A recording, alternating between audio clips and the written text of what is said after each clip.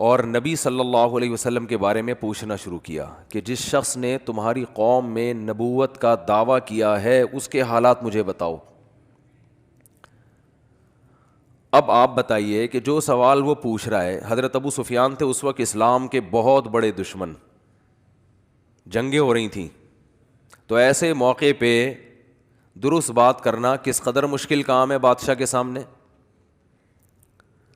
तो हज़रत अबू सुफियान जब इस्लाम लाए ना तो ख़ुद अपना बयान दिया, उन्होंने हदीस सुनाई कि बादशाह ने जो मुझसे सवालात पूछे थे कि क्या मोहम्मद सल्लल्लाहु अलैहि वसल्लम ने 40 साल के दौरान कभी तुमने उनका कोई झूठ पकड़ा। अबू सुफियान ने कहा कि हमने कभी झूठ बोलते हुए हमने नहीं देखा।